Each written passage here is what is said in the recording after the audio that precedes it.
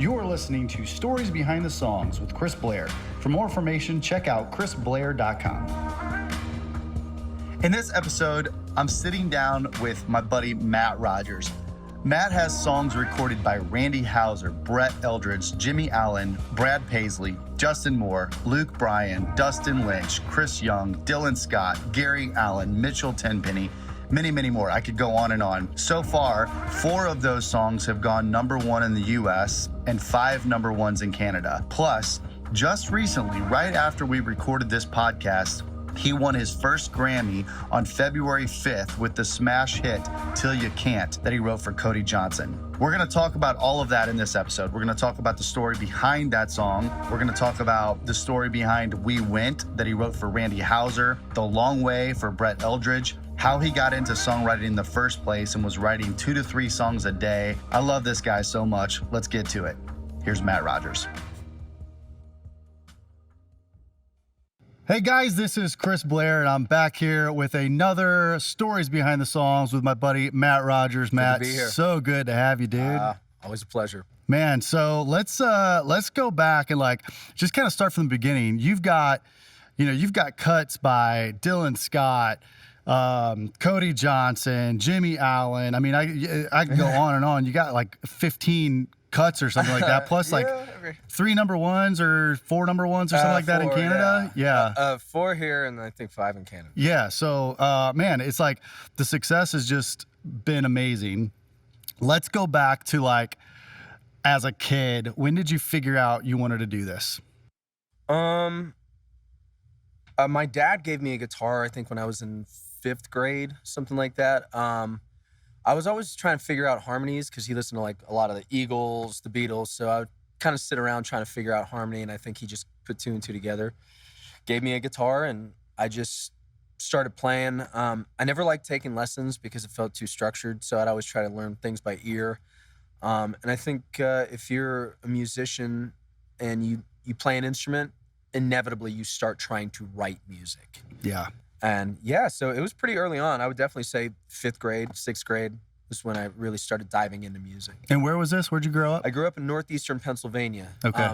For any Office fans, I grew up very close to Scranton.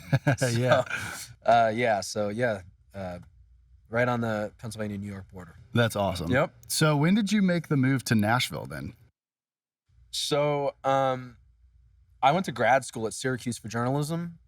And when I got done, I was just applying to jobs all over the country, magazines, newspapers, online publication. And the one job that hired me, the one company that hired me was in Brentwood. So I didn't move here to write songs. I moved here because it was the one company that gave me a job out of grad school. And with student loans breathing down your neck, you gotta take it as it comes. But it was, man, the job sucked. It was like a healthcare magazine. I had to edit their newsletter at 4:30 every morning. Oh, so wow. 24, 25-year-old musician, that's not a good job to have. Wasn't good for nightlife, that's for sure. Yeah. Yeah. But man, what a blessing, moves you to Nashville. The Mecca. Yeah. I think if you have a musical bone in your body, Nashville inevitably just pulls it out of you. Yeah. And so I knew quickly that I was going to stay here and pursue it. So you were writing before you came here. I was. So were you just by yourself or were you co-writing at that point? No. It's funny how co-writing works when you move to Nashville. Because I think people who move here, you always start out writing songs mostly in your bedroom, or garage band shit like that. Yep. But I would write stuff by myself, but then I started going to New York City. I met a producer there, worked for Clive Davis at the time. So I was writing more of that blue-eyed soul, more R&B stuff. It was awesome. I mean, I got to hang out at Sony Manhattan. I knew quickly that I liked writing music. So, yeah. And then you get here, and then you quickly learn the co-writing part of it and going into a room. That was weird for me when I first started, same thing. I wrote before I moved here, but then all of a sudden you're sitting in a room and sharing ideas. It was, how was that for you? The first couple times you did that? It was pretty seamless for me. Some of the first guys I met, interestingly enough, they're the guys I play here all the time with: Adam Craig, Casey Timmer. And they were doing exactly what I was doing, just trying to figure it out. So I think once you meet a circle of people that you vibe well with, it is pretty easy to co-write. Now you're gonna have some nightmare co-writes too, but it was never a problem with me. I've always enjoyed co-writing. It's a democracy most of the time in Nashville, and that's why I love it, because once you get with guys you're very comfortable with, you can shoot down ideas, they can shoot you down, you work towards a common goal. Yep. And that's what co-writing is all about. It has to be a democracy. 100%. So let's walk through for all the listeners, like what it was like getting your first pub deal, and then take me from that to the first real cut you got. The first publishing deal I got was, it is one of those rare right place, right time moments. I was writing with a friend of mine, Jay Brunswick. Jay's probably played here. Yep. It was a company called Better Angels, and they were filming a documentary on like a publishing startup. So there was a film crew from LA there. So when I got there, I showed up early, and I told him, I'm like, I'll just sit in the hall, you guys get your footage. And he was like, no, come in and play a song. And I told him, okay, no problem. So I played, and the publisher basically signed me on the spot. Now, the publisher, Rob, I just have to say, he signed a lot of people on the spot. So that was his thing. But it did give me my first publishing deal. And, moving here with a master's degree, I could have found, gainful employment, benefits and all that. But I was working shit jobs just to get a publishing deal, I was, bar backing, and I was working at a warehouse for like $6 an hour every morning. So I was doing the grunt work.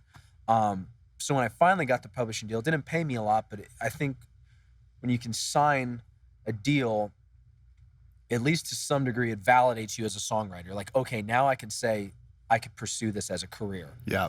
And then, you just write. At that time, I was doing doubles and triples every day because I had nothing else to do. I was just writing. My first cut was a bluegrass cut with a group called the Roys. And then my first, I remember them. Yeah, they used to play a lot. They were great. Yeah. It was a song called Coal Mining Man. I wrote it with Lee. And it was actually great. It was up for like some kind of bluegrass song of the year. Yeah. Really cool. You're not going to buy a house off of a bluegrass cut. But my first like Nashville cut was Dustin Lynch. And which is crazy because when I used to bar back, it was a place called The Long Shot on Demumbrian. Yep. Dustin was the house band every Saturday night. And, you come full circle, and Dustin and I just found out we have the 1 and 2 most spun media-based songs of the year. So you go from, house band and a bar back to, 2 songs being spun more than any other songs in the genre, which is crazy. I texted him the other day. I was like, can you believe it? Yeah. So man. It's wild. So, so that's your first cut. Mm-hmm. Obviously, it's kind of like, pub deal. All of a sudden, it's like you have some stuff behind you at that point. It's like everybody is like, oh, okay, great. So you're a legit songwriter. Then you get that cut, and then it's like the next step. Yeah. And then, you've had tons of success since then. The last few years have been like really good. Yeah. It takes forever. It does. Well, if you're writing doubles and triples a day, like, you got to write, 100 songs to get, one okay one, right? I think so. Yeah. It's, I've always gotten cuts sparingly, but landing the single, my first single was Randy Houser, a song called We Went. And, getting a single is always exciting. But you're always thinking about the next step. You're like, okay, is radio going to like it? Yeah. And then if it's stalling in the 40s, you're like, okay, is my first single going to be a flop? So you sit around, and it's a very nerve-wracking experience. And even after all this time, having multiple singles, I still get just as antsy, and I'm constantly worried about, is the song going to crack top 20? Is it going to go? And then once it gets in the top 10, all you worry about is number 1. And it's just never changes. It doesn't change for any. Most songwriters I know are always concerned about the next step. Yeah. I've not been concerned about that yet because I've never gotten there. But well, you one of these days you'll be sitting at home and somebody will just call you and say, hey, guess who just got our song? Yeah, exactly. And I feel like it happens. Yeah. Well, let's talk about that first number 1. Mm-hmm. And just kind of the ride, watching that, and maybe the story behind that song. Mm-hmm. Just The Randy thing happened. I was writing with Justin Wilson and John King. I've known Justin forever. Great dude. He is, man. One of the best singers this town has ever seen. Oh man, he wails. I always tell Justin every time I ride with him, I'm like, will you just get a record deal? Please. It was the crazy thing about We Went is Justin had this weird clap thing he was doing. And he was just like, man, I love this groove. And my wife and I were watching Grease the night before, and I loved the song "Grease Is the Word." I love the chords in it. They're very 70s feeling, and I was just playing chords like that over Justin's little clap thing he was doing, and we just spit together a bunch of these verses, and it happened very fast. And if you listen to We Went, there's a lot of lyrics, tons of them. And every time I play it live, my gag is it took us 45 minutes to write and about 6 months to learn it. But it was great. And, you know, when you hear Randy Houser sing, you know, having him as one of my first big cuts and then be a single, he is one of the best singers that's ever come through this town. So hearing his voice explode through the speakers that way was, man, it was an experience. And I think when we all heard Randy's version, we were like, all right, I think this is gonna do all right. And it did. It was fantastic. And you know, it's crazy. They say Nashville's a 10-year town. It went number 1 month after what would have been my 10-year anniversary. No way. I swear to God. It was like literally to the day 1 month later. I just kept hoping it would go number 1 in February. Wow. And because moved here in February 8th of 2006, and it went like March 1st. It's like, oh, so close to being exactly 10 years. But yeah, 10 years. It's so true though. I mean, I watched that happen for so many people, and like, oh yeah. And it's the ones, you know, like I've also seen a lot of great talent pack up and leave after 7-8 years, and it's like, yeah, you know, it's easy to move here thinking like, you know, you could sell out some little club in your small town wherever you're from, or you're playing Friday nights at O'Charlie's and you're packing the place and people know your stuff.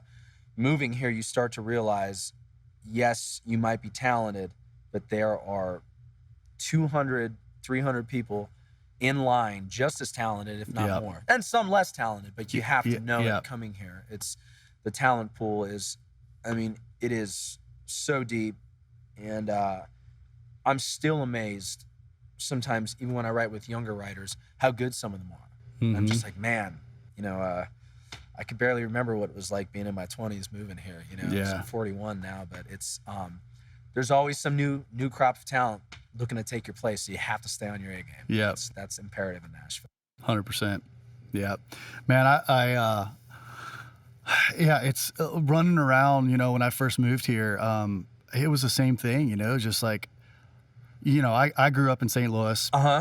And you know, we had a very successful band, and Lyric Street Records. Oh yeah, I remember Lyric Street. I remember on Demumry, they had a huge band. Rascal Flatts, and like, you know, Doug Howard was the one that brought me to town. And you know, I remember moving here thinking, man, I'm gonna be like, it's gonna take me like a couple months, you know, and I'm gonna be on the radio, and then figuring out like, holy crap, like this is like everybody that you hear pretty much. I mean, you go to a karaoke bar and it's like, I know, wow. So what still amazes me even more so than lyrical and melodic writing is the studio musicians.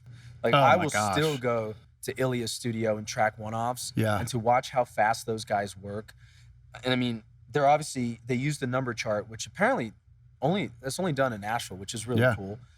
But the way their brains work, and you hear a song one way and they can hear it entirely different, put a different drum beat to a different guitar lick, and they're just such exceptional musicians. And I wish the world got a view into Nashville's studio sessions, because it's mind-blowing. Yeah. Still, after all this time here, I just watch those guys in awe. Yeah, it's fun. Like, I'm gonna sit down with some of them at some point. Like, this podcast, for sure. You know, this podcast is obviously the stories behind the songs. Most of who I'm sitting with is songwriters to hear the stories behind those songs that people Yeah. hear on the radio and all that. But that's the goal, is I want to sit down with producers, with the studio guys, Yeah. with the road guys, you know, Yeah. that are like, that are killing it on the road, setting up stages all day Yeah. long for, Yeah. you know, it's just, there's so much that happens behind the scenes Yeah. in this industry that Behind the it's- front man. Everybody thinks the front Yeah. man is where it starts and ends, and it's not. Yeah. There's just so much that goes into that. Yeah. Okay, so Randy is the first one. Yeah. And then how quickly after that was your catalog of songs kind of opened up, and give me the timeline of like from Randy's number one to like when the next thing happened. My next hit was with Brett Eldridge, The Long Way. That happened. My boss at Sony, who I've been writing under now since 2017, Josh Van Valkenburg, he called me one night, and I wasn't writing for Sony at the time, but he called me, and at the time we didn't speak a ton on the phone, so I knew if he's calling me, something's up. And he just said, "Hey man, Brett wants to write with some new guys," and I'm a huge Brett Eldridge fan. I think, again, just like Randy, there are certain Vocalist. singers that just unmatched. Yep. And when you sit in the room with these guys, like I've written with Randy, I've written with Brett, and when you hear them sing, you understand why they are revered. So I got together with Brett, and it was just the two of us. First time we ever wrote, and we've since gone on to write a ton of songs together. We're buddies, but that one, it just landed, and it was at a really good time too, because my deal was coming to an end, and I was going over to Sony. So it's one of those things. Again, right time, right place. Writing the song with Brett, he was working on a new record, and it just worked out that he singled it, and I was going into Sony. So that one was, I'll say that didn't go number one. Went to number two. It got stuck behind that colossal Florida Georgia Line Baby Rexha song, "Meant to Be," which was like it was like a 30-week number one or something. So the good thing is, number one, number two, it all pays the same. Yeah. And it's sat in the top 5 for months. So again, just a massive song. And it was a two-way, which as a songwriter, splitting less of the pie is always great. But yeah, was number one in 2016. That Long Way didn't peak until 2018. So, you know, these things don't happen generally for most writers like overnight. Right. You know, you don't have like every month you have a song on the radio. It just doesn't happen that way. It happens for some writers, but most of us, you know, it's here, a little bit there, and you just, you know, keep writing them and hope they land. Yeah. This episode is brought to you by Brit Skin Beauty. Located in the beautiful Indulgence Medi Spa in Mount Juliet, Tennessee, Brittany is the go-to esthetician for facials, dermaplaning, microdermabrasion, waxing, lashes, and any skincare products and consultations. So many people in the music industry use her frequently, and her work speaks for itself. To schedule your next consultation or make an appointment, visit britskinbeauty.com or send an email to britskinbeauty@gmail.com. Then, so how'd you get involved in writing in Canada? And you've had multiple success hits in there. So, well, I wrote for Olay, which is Canadian owned. right. Okay. Okay. So, songs, you know, I still think Canada is a very viable, lucrative market, and I had a Dallas Smith number one up there, and it just got pitched randomly. We weren't writing with Dallas or anything like that, and it went number one. I've gotten to know Brett Kissel really well, and he's super successful up there. Yeah. But kind of just meeting, I met a bunch of Canadian artists when I wrote for LA, and I just send them stuff, and if they like it, they'll hit me back, and if they don't, they move on. But I think just publishers pitching songs out, and you know, and if they don't land in America, I would rather it land somewhere else than just sit on a shelf. So the Canadian thing has just happened randomly. Yeah. But now I've gotten to know some of those guys, which is really good. So I actually have a single right now with Brett Kissel. So yeah, it's been, you know, it doesn't pay as much as an American hit, but it'll put your kids through daycare. Yeah. And Yeah. I've got 2 of them in daycare, and I need it. So yeah, we've had some discussions about the kids, and speaking of, that's a great segue. I don't know if you planned that, but that's a great segue. I did So my 5-year-old Jackson, I've texted you a couple times of some videos of him. Yeah. But dude, it was also like just so cool watching Till You Can't kind of rise, and just being able to watch you perform it here before it ever really got there. And then it's like such a great song that I loved from day one, the first time I heard it. So I was playing it over and over, and it was just one of those songs that Jackson, my son, just gravitated towards. Yeah, man. And like, I mean, he's just rocking out, standing on top of the coffee table, just like, I mean, I think kids have a sense. They do with hit songs. I really think they do. That's awesome. I mean, he knows every word. I mean, you know, all the kids do, but yeah, it's been really cool. So let's talk about that, because that's obviously a recent just smash. Yeah. And you've got some cool stuff about that. So walk me through that one. Till You Can't was written almost 7 years ago. Me and my buddy Ben Stennis, we've been writing together for a long time. We make it a point to always two-way write. Usually once a month, we'll hop on Zoom, or I'll show up at his office down in Music Row, and we just storyboard ideas. We write a ton with other people, but we've made it a point to always just write together. And that was a two-way, me and him. You know, it had been passed around town for years, and it always got a great response, like, hey, this is, you know, great lyric, we love the song, but just not what we're looking for. It's funny because now on the tip sheet it says Blake Shelton's looking for it Till You Can't. We pitched it to Blake many times. But yeah, it's one of those things where I think Ben and I always knew, like, we liked the song. But as a songwriter, you're so hyper-focused on the next song. So after a couple years go by, it really starts to fade in your rear view. So it got put on hold with Cody. And like, I knew Cody was big in Texas. I loved the song he had, On My Way to You, a couple years back, which my buddy Tony Lane was a co-writer on. So I knew he had commercial success to a degree, but we didn't know what to expect when he cut Till You Can't. Then we got to hear it, and that was like, oh boy. Yeah. And kind of like when I play it here, I no longer have to sing the chorus. The crowd sings it. I think you can have a number one and it not be a hit. There's a difference. Yeah. That song, to me, is the biggest hit I've ever had because I no longer have to sing it. And that's not really happened to me before. And I knew it was going to be a hit for Cody. I saw him play at the Ryman. It was right after he released Till You Can't. He was teasing new songs from the record. And I'm sitting there, I was with my father-in-law, and the song had only been out for a couple weeks, and the entire Ryman sang it. So I was like, oh, okay. We're on to something here. And he still had not said it was officially going to be the single. But that song has truly taken on a life of its own. And one of the coolest experiences I've ever had, despite the awards that song has been given, right here at this front table, I played it one night, and after the show, a gentleman came up to me and told me that his father was a huge Cody Johnson fan, and his father was dying. And he said to me, he goes, my father asked for that song to be his send away song. Oh wow. And that's the type of shit that just doesn't happen every day. Yeah. And that was like when I knew that's something special, because people don't just say that about every song. And you know, I never got the guy's name. He just shook my hand, told me that, and I stepped back, and then you start seeing all these social media videos of people using it at funerals and graduations and weddings.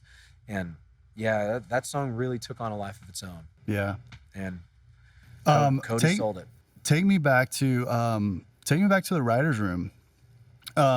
Was there, like, you know, the story in the song, like fixing the car and you know, fishing and all that, like were those personal you know, things that you had kind of gone through, or just being creative and coming up with, you know, great right? Yeah, I think Ben had the idea of Till You Can't, and his idea for it was exactly what we wrote about. But we probably wrote 8 or 9 verses, because it was just going through all the different things you can do, taking a vacation with your family, playing guitar with your dad, fishing, fixing up a car. I mean, there's so many scenarios, and we had to whittle it down. But I know Ben works on vehicles a lot, so the car thing, that was big with him.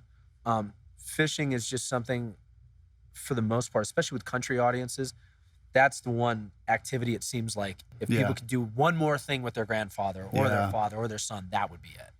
So that one went, kind of without saying. But it's crazy because when we wrote Till You Can't, fast forward to 2018 and my mom had a stroke. So the bridge about calling your mom, I talked to my mom every single day before she had her stroke. She called me, she was on her way to lunch or whatever. How was your ride today? And that was an everyday thing. Yeah. And I almost always took the call unless, I was on my way somewhere and I didn't have time. But I missed that. And I think that bridge, people have talked to me about, man, I just wish I could talk to my dad one more time, or my grandma or my mom. That bridge seems to really resonate with people. So when I listen to Till You Can't now, or when I sing it live, there's an entirely different meaning to me. Yeah. And I think Ben and I just channeled what most people wish they had more time to do. Yeah. Man. Yeah, you've told me that story. I kind of forgot about it. Yeah. But I will say, so I don't forget, and I have to say this, we got to perform at NSAI's 10 Songs event at the Ryman. Oh, yeah? The Ryman has been a bucket list for me. And my dad and mom were sitting there front row. That, to me, I don't necessarily know I'm ever going to have a career moment that means more to me than that. That was like, always wanted to play the Ryman. My dad has seen shows here, and he loves the Ryman. And I just remember walking out on stage with Ben, and I looked down, and there was my mom. And I was like, man, dude, I can't believe that she's there. Yeah. So that song has afforded me a lot of really cool opportunities. That's awesome. Yeah, man. I love it, dude. Man, yeah, you've killed it. I know you're just gonna keep rocking, and I hope so. We're gonna get back together and talk about the next 10 years. And, yeah. Well, that's the goal, man. Yeah. I'd love to stick around town for as long as I can. Yeah. Yeah. So one thing I always like to ask in wrapping up is if you could go back to that 8-year-old you. Yeah. Or someone that might be listening to this that is aspiring to be a songwriter or an artist. Yeah. What would you tell yourself or that person, like knowing what you know now back then? I think if you really love something and you want to do it, you have to go. I think you would regret it if you didn't go for it, but you have to be able to stick it out. That's, to me, the only way to be successful in Nashville is to move here and say, this is what I want to do, and I will do it at all costs, because it takes forever. It's really, really hard, and it doesn't always matter how talented you might be. There's just so much competition, but the reward, if you stick it out, it's worth it. I think so. I love my job. To be able to call my hobby my career, I don't think that's something everybody gets to do, but it's worth it. You just got to be able to stick it out. Yeah. Definitely. That's great. You're in a great place too. I think that that helps. Sony ATV is such a great publishing company. It is the best. And I'm great friends with Josh. We went through Leadership Music together several years ago. He's a great dude. He's my man. He talks me off of all of my ledges. I tell him, man, sometimes I just call him up and I'm mad about something, and he just tells me, you're doing everything right. Every writer needs that champion, and Josh has been an absolutely perfect one for me. That's great. Yep. We'll make sure that we tag him in this and make sure he hears that part. So yeah. Well, man, anything else that you'd want to tell anybody that's listening? Well, tune in, listen and watch all the songwriters. If you want to learn about the industry and how Nashville works, this is the perfect format for it. Yeah. It's a good insight. You're doing great things, man. I think this is, to me, people revere the Bluebird, and I love it, but I think this is now the spot in Nashville. Everybody wants to play here. Man. It is the best songwriter room. Every time I play here, I look forward to it. And just being an advocate for songwriters, it means the world to all of us. And I don't know if everybody tells you that, but I hope you know that. Thank you, man. Means a lot. You got it. Well, thanks for sitting down with me today. And yeah, we'll do it again sometime. Yeah, can't wait. All right. Thank you guys for listening. This is Chris Blair with Stories Behind the Songs with Matt Rogers. See you next time.